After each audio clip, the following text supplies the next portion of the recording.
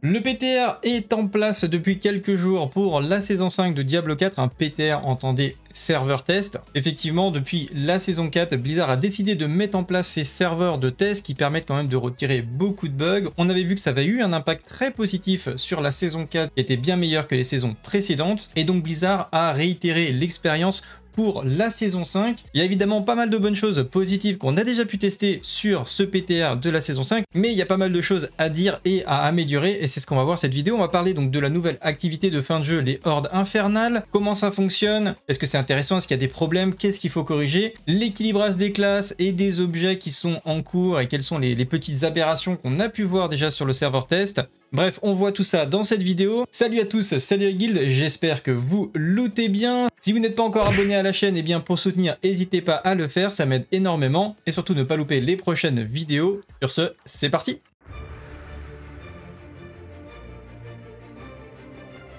Pour commencer, on va parler de la nouvelle activité de fin de jeu qui est prévue pour la saison 5 de Diablo 4, c'est les hordes infernales. Je vous résume ça très simplement. En gros, vous allez pouvoir avoir, qui a été montré dans cette vidéo de Dark Matter ici, un compass en anglais. Alors ça sera peut-être une boussole en français, quelque chose comme ça. On peut voir ça un petit peu comme une clé de donjon de cauchemar et ça va vous ouvrir un donjon, mais c'est un donjon un peu spécial sous forme d'arène. Vous avez 3 niveaux de compas. Vous avez le niveau qui est ici, là c'est une tier 3, donc ça va dépendre du niveau de monde dans lequel vous allez dropper. Vous pouvez les avoir sur les coffres de marée infernale, en rendant des murmures et à la fin des donjons de cauchemar. Une fois que vous êtes à l'intérieur, vous allez avoir un système de vagues comme ça. Donc des vagues de monstres vont venir à vous. Vous devez les tuer évidemment.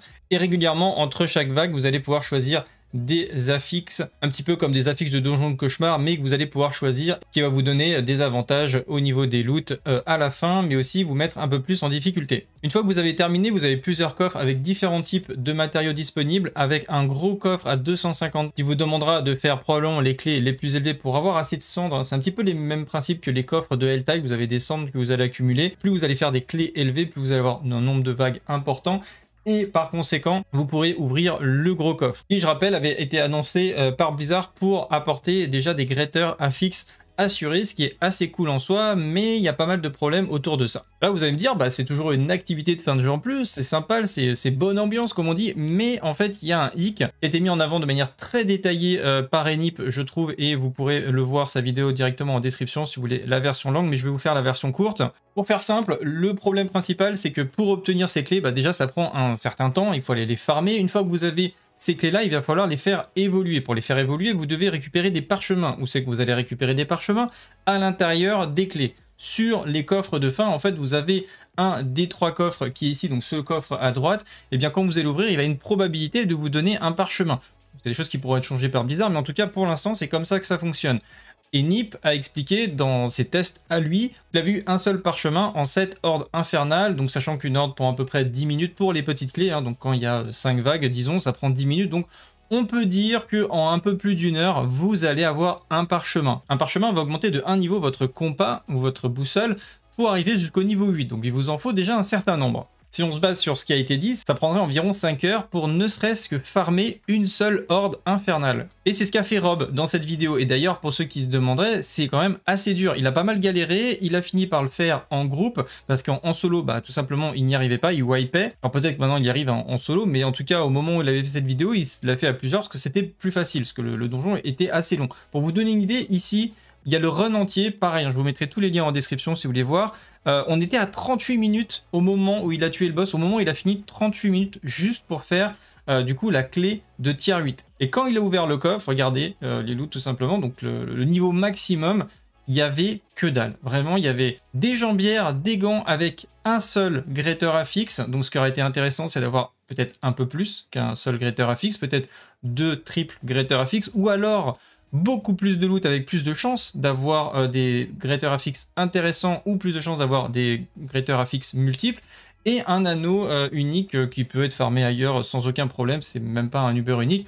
Donc là, on parle d'une activité qui lui a pris quand même potentiellement 5 à 6 heures de farming pour 2 objets. Et donc là, bah, c'est inadmissible parce que tout simplement, vous avez à côté, en parallèle par exemple, dans les vagues infernales, la jouvencelle qui va vous donner littéralement en une heure peut-être 30 ou 40 items avec des Greater Affix dessus. Donc c'est n'a absolument aucun rapport en termes de rentabilité. Surtout que vous allez pouvoir monter votre réputation sur des rerolls, etc. Donc vraiment, vous allez pouvoir looter beaucoup plus d'objets intéressants, par exemple sur de la Helltide, en tout cas par rapport à la saison 4. Hein, peut-être que ça va être nerfé sur la saison 5. Cette activité, en l'état, ne sert à rien. Alors après, évidemment, on peut imaginer que Blizzard va corriger tout ça et va améliorer les différents loots qui seront dans les coffres, et on l'espère parce que sinon l'activité sera complètement inutile. Mais pour l'instant, les retours sont assez salés à ce niveau-là parce que ils ont fait tester une activité qui, pour l'instant, ne rapporte absolument rien. Et c'est une erreur en soi parce que même si c'était pour le test, Blizzard s'est dit on va pas mettre trop dessus, qu'on s'en fiche, de toute façon des rewards c'est juste pour tester le mécanisme, ça aurait pu être sympa de mettre des bons rewards même sur le PTR pour dire ah ouais c'est cool, on va faire ça, ça prend du temps, mais vraiment les récompenses sont à la hauteur finalement de l'investissement, et ça peut être un concept assez intéressant. Autre fait intéressant qui a été montré par Woody Joe, alors il était en hardcore sur son perso PTR, donc un perso copié, donc je suppose qu'il peut en refaire comme ça des persos à l'infini de niveau 100, mais c'est quand même un joueur qui maîtrise quand même pas trop mal le hardcore et sa classe, et là regardez, il se fait littéralement one shot, donc il faut vraiment pas cligner des yeux. Il s'est fait par le boucher. Alors il y a un boucher qui s'appelle le boucher infernal ou quelque chose comme ça, voilà, Burning Butcher que vous voyez ici, qui est vraiment très très dangereux et qui fait très mal puisqu'il était sur la dernière vague, il arrivait à clean la vague, s'il n'y avait pas eu le boucher je pense qu'il aurait pu potentiellement terminer, mais il s'est fait littéralement terminer en fait par le boucher de ce nouveau mode de jeu, donc qui peut être assez dangereux, et avant de s'aventurer en hardcore du coup dans ce mode là, il faudrait être très bien équipé parce que les mobs tapent vraiment très fort, notamment sur les niveaux les plus élevés. Pour ceux qui se poseraient quels sont les loots de l'Uber Boucher, pour l'instant je ne sais pas, j'ai pas vu de vidéo dans lequel il se faisait tuer. On espère que ce sera des loots un peu plus intéressants évidemment que le boucher traditionnel. Maintenant concernant l'équilibrage du jeu, alors je vous dis déjà, faites attention par rapport aux builds qui sont déjà proposés, parce qu'il y a pas mal de gens qui proposent des builds. Alors c'est possible que certains effectivement de builds soient valables déjà sur le PTR et fonctionneront sur la prochaine saison, parce qu'il y en a qui ont été simplement buffés, qui étaient déjà bons, qui ne dépendaient pas de bugs, et qui potentiellement seront très intéressants et fonctionneront sur la saison 5, comme je pense le build Barbare Tourbillon qui devrait fonctionner. Mais il y a certains builds qui ont été revus à la hausse, comme ça a été pensé encore une fois par Rob, qui est décidément au taquet sur le PTR, et on voit ici la sorcière. Alors ils sont allés faire avec un groupe de joueurs ma foi assez connus, on a Mekuna, Lucky Luciano, donc des joueurs qui font le café en général, et ici on a un build qui tue en fait. Alors ça c'est une tier 200, les points de vie n'ont aucun sens, hein. Les points de vie du boss c'est des milliards de milliards, même là vous voyez, je sais pas c'est quoi ce chiffre, là il vient de se prendre, je ne sais pas c'est quoi ce chiffre, mais il vient de se prendre, alors attendez, là c'est millions, milliards, et là c'est milliards de milliards, donc 2000 milliards de milliards, je sais même pas vous dire c'est à quoi correspond cette valeur. Mais même là, le boss, avec ce chiffre-là, le boss n'est pas one shot. Donc c'est pour vous dire à quel point c'est une aberration les points de vie du boss à ce niveau-là. C'est-à-dire qu'en fait le jeu a été calculé logiquement, sauf bug, vous ne devriez pas pouvoir tuer une tier 200. Voilà, si vous y arrivez, c'est que vous avez trouvé un bug, hein, pour faire simple. Et là, c'est clairement le cas. Il y a des bugs d'interaction apparemment entre certains objets, et ce qui fait que notamment un objet unique, on verra juste après, qui a l'air de profiter à beaucoup de builds et qui a l'air plus fort que le Shaco d'ailleurs. Actuellement, c'est même pas un Uber unique, hein, c'est un unique que vous pourrez target farmer. Et pour le coup, en fait là, on a un scaling des dégâts qui est exponentiel et qui fait que monter. Donc si le boss avait encore plus de points de vie, voilà, là il s'est fait, ouais, là, il a pris. Il s'est fait tout shot quoi, en gros à la fin, et plus le boss aurait de points de vie et plus il prendrait des dégâts importants. Et on est sur la sorcière chaîne d'éclairs, qui est un build qui avait déjà été nerfé à l'époque, parce que c'est un build qui est très fort en multi-cible, mais également très fort en mono-cible avec le rebond de la chaîne d'éclairs qui fait très mal. Je pense que la sorcière foudre sera vraiment très puissante, en tout cas la sorcière chaîne d'éclairs sera vraiment très puissante sur la saison 4, donc j'ai hâte de la tester. Évidemment ce build sera nerfé, enfin cette méthode là probablement qu'elle sera nerfée, ils peuvent pas laisser les choses comme ça, mais en tout cas c'était assez amusant de voir autant de dégâts. Je me demande s'ils pourraient pas même faire planter le serveur en se mettant sur des mannequins d'entraînement, quelque chose comme ça. Autre build très amusant, c'est un build hydre. Alors je sais pas comment on peut invoquer autant d'hydres, mais il est possible a priori de le faire. Donc je trouve ça assez stylé, déjà rien que l'apparition des hydres dans le cercle comme ça, je le trouve vraiment très cool. Regardez, on voit il arrive, il invoque comme ça, et je sais pas combien il y a, d'ailleurs une quinzaine, une vingtaine d'hydres. Et Lilith se fait littéralement déchirer. Donc à suivre, un build qui a l'air plutôt amusant.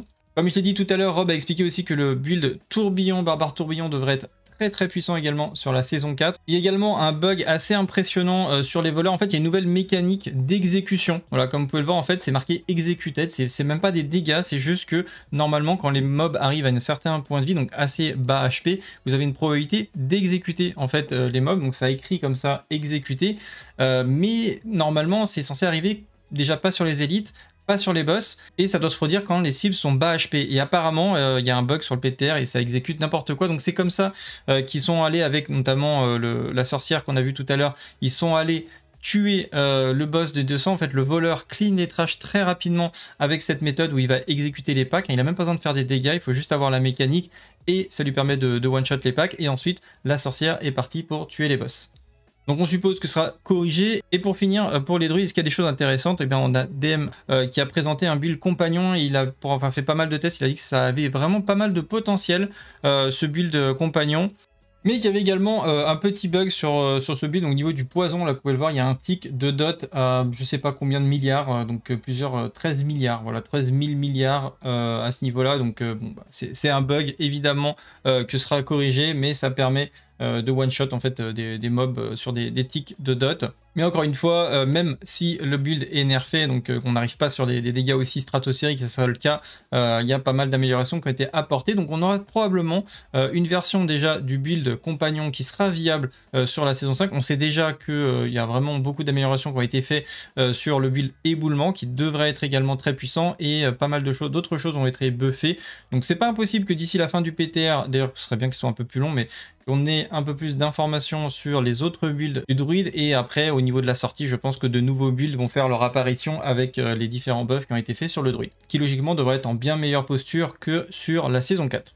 Concernant le nécromancien, on a Goblin INC. C'est lui, il avait fait des très bonnes vidéos sur le nécromancien. Il avait participé au tournoi en faisant de très bonnes performances sur le tournoi Max Roll. Pour ceux qui se souviennent, j'avais commenté ça en début de saison 4. Et il souligne le nerf d'un aspect, donc c'est Blighted aspect en anglais, hein, qui est vraiment un aspect qui apporte énormément de dégâts. Pour ceux qui se souviennent, c'est quand on proc le passif Shadow Blight un certain nombre de fois, et bien après ça va déclencher pendant 10 secondes un gros boost de dégâts. Et en fait cet aspect est vraiment au centre de beaucoup de builds. Et ils vont le réduire d'à peu près quasiment 50%. Enfin, il y a un très gros nerf à ce niveau-là, ce qui va affecter évidemment ces builds, alors que le nécromancien aujourd'hui n'est pas non plus extrêmement estière, ou en tout cas devant tout le monde. Il est même plutôt au-dessus du druide et en dessous de tout le reste. Donc voilà, il s'en sort bien, mais c'est pas non plus stratosphérique. Et c'est vrai qu'on comprend pas pourquoi ils ont nerfé finalement pour l'instant ça sans proposer d'alternative. Il faudrait d'abord buffer d'autres builds qui ne sont absolument pas joués sur la saison 4, comme lance d'os, lance de sang, et il y a même plein d'autres sorts qui n'ont absolument jamais servi dans les saisons précédentes. Donc je suis assez d'accord avec lui, je comprends pas trop l'intérêt de ce nerf là pour l'instant. Également sur le PTR, la Crown of Lucion, qui est un nouvel unique, qui a son propre coefficient multiplicateur, qui va faire que quand vous dépensez de la ressource, eh bien vous allez gagner des dégâts. Donc c'est assez monstrueux, puisque quand vous l'avez en perfect, ça peut aller jusqu'à 125% de dégâts en coefficient multiplicateur. Et aujourd'hui, d'après les différents tests qu'on a vus sur le PTR, bah, il est complètement broken, il fait beaucoup plus, enfin en tout cas il apporte beaucoup plus de dégâts que un Shaco. Alors effectivement, Shaco apporte aussi un côté défensif, mais là vraiment en termes de dégâts purs, celui-ci est clairement au-dessus.